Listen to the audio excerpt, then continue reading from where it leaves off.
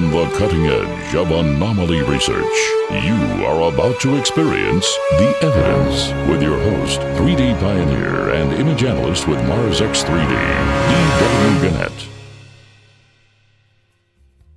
Well, hi there, and thanks for stopping by today. This is episode 124 of The Evidence. This is your buddy Dave over at Mars X3D. And boy, oh boy, do we have things to look at today.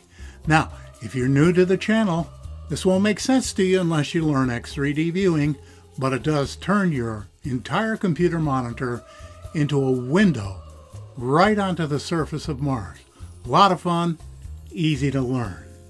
And I have a cool announcement. We have a brand new Prod Weirdo First Class Jimmy Bob and the Cross-Eyed Explorers. Now, Jimmy Bob is all of 8 years old, and he's already an old pro at X3D viewing. Are you going to let a little guy like that show you up? Are you going to complain, oh, I can't do it, my eyes hurt, oh, I'm getting a headache? Hey, if any of those things are happening, you're doing it wrong. It's so easy. It's so minimal. It's not crossing your eyes like you did when you were a kid and inducing all kinds of pain. It's a very, very gentle process, but you'll see what I mean when you look at the tutorial linked below. A lot of cool stuff to see. I have found what I think is one of the best pyramids I've seen in a long time. So let's go ahead and jump right in.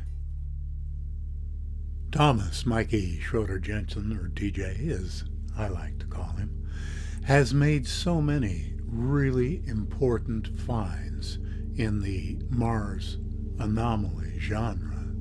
And he also has a wonderful YouTube channel, Space Link TV. You'll see the link down below.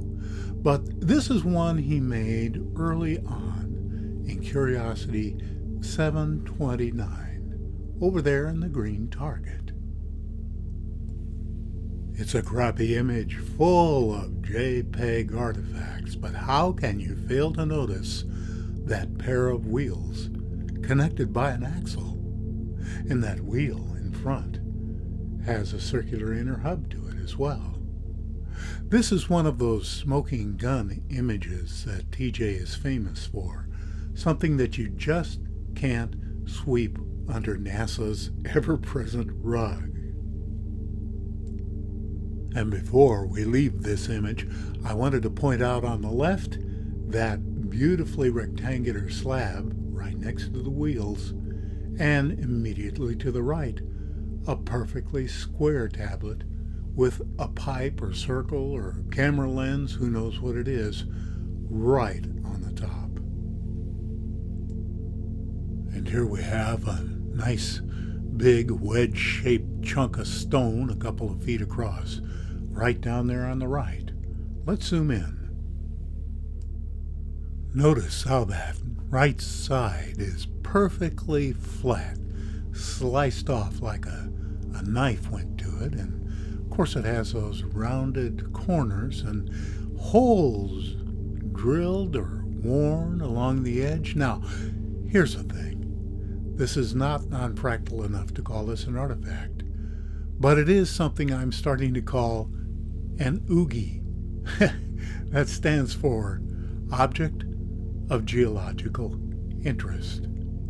We find a lot of these on Mars, things that aren't quite non-fractal but are very strange, but maybe they're erosional processes we know nothing about taking place on the surface of Mars. Here's an interesting one pointed out by Martine Graney just the other day. Nev has been making some fantastic GMAX lately, and this one of 2633 is no exception. Now, we're down inside the yellow target, and I'll bet you can't see anything from here.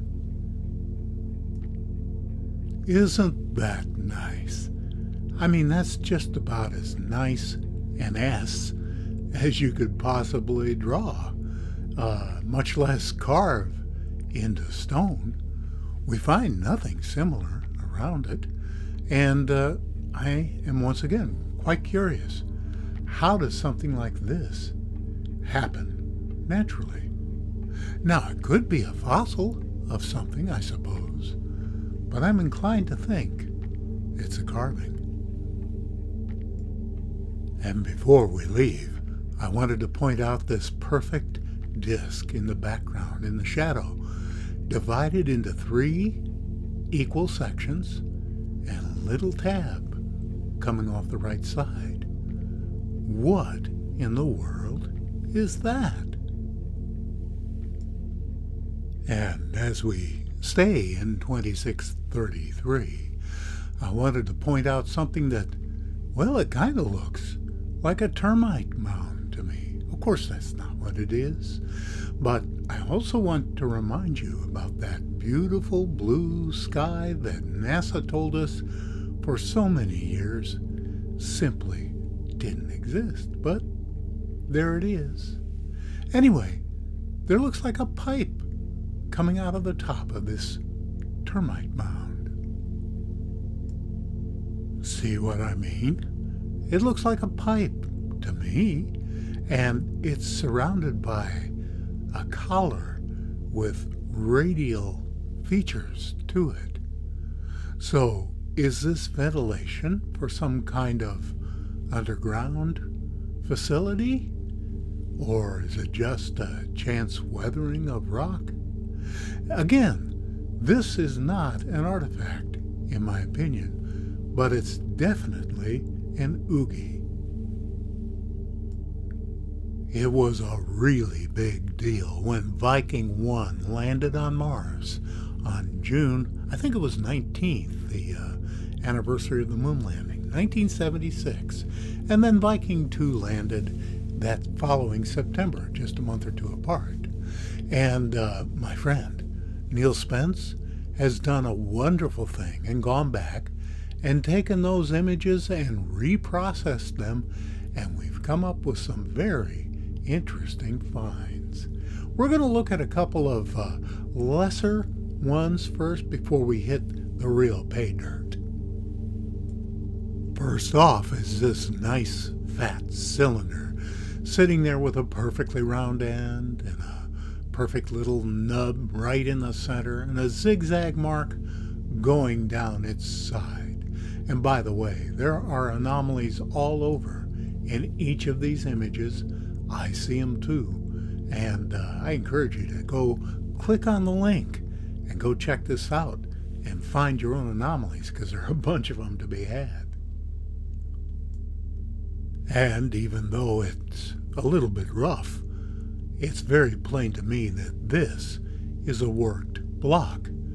We've got those beautiful sharp angles all the way around. And in fact, it almost looks like a building block that still has mortar stuck on the right side.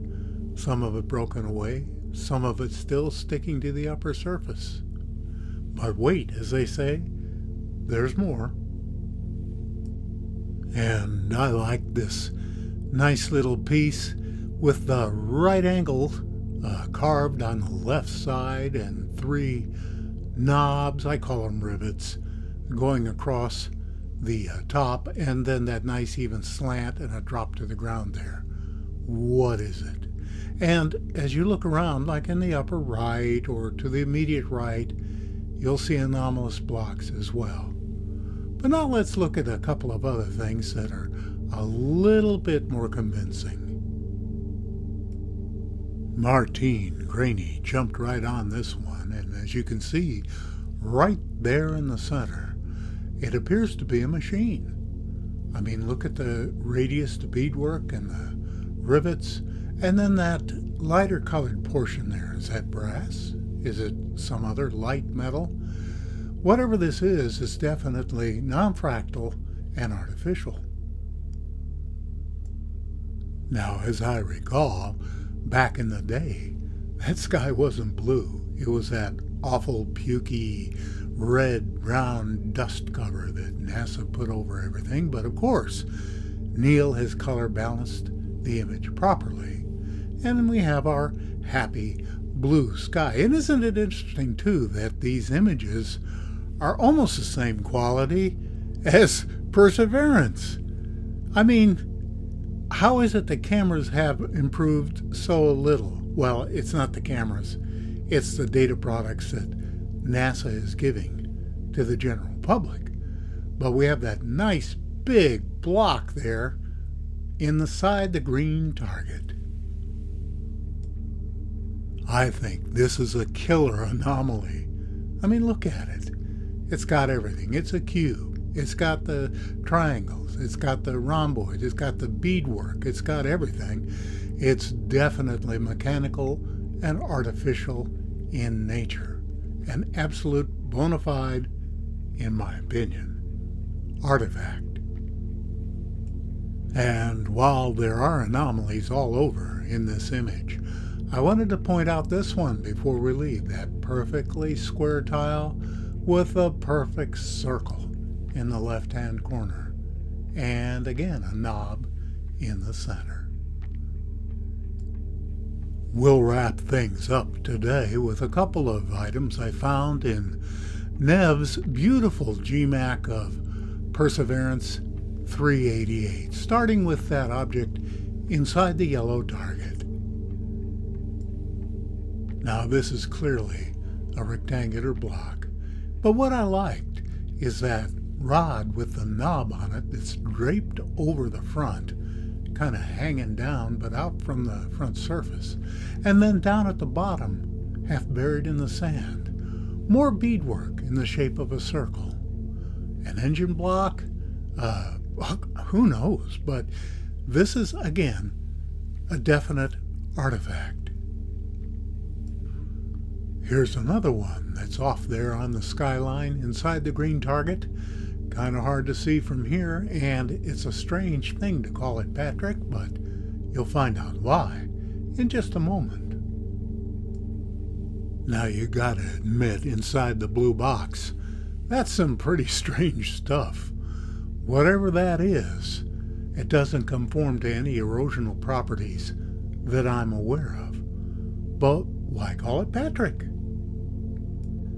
Now, any of you who have raised kids have had to watch your share of SpongeBob SquarePants, and I got tickled looking at this thing because it reminded me of SpongeBob's starfish friend, Patrick. He even has a tummy on it, just like Patrick does. And before we leave Patrick behind, I wanted to point out the rectangular blocks in this image. 1, 2, 3, 4, 5 of them that I can see. There's probably more. But we are in the middle of a bunch of structural debris. People often complain that the images we share are blurry, and they don't understand why we don't offer crystal clear images like they take with their camera phones. Well, here's one reason. What we're looking for here, the arrow is pointing at that tiny little dot, and it's got to be a couple 100 yards off. So let's go ahead and sneak up on it and see what it is. And here we have yet another pyramid. This one, a step pyramid after the fashion of Mayan pyramids, in particular perhaps the ones at Chichen Itza. You can see the ranks and the steps and the layers and the stones, and look down in front on the right. You see those 1, 2, 3, at least possibly 4 circular openings, and look to the right and to the left. There are other pyramids and structures. I believe this is an entire complex off there on the horizon. And by the way, I've mentioned this before.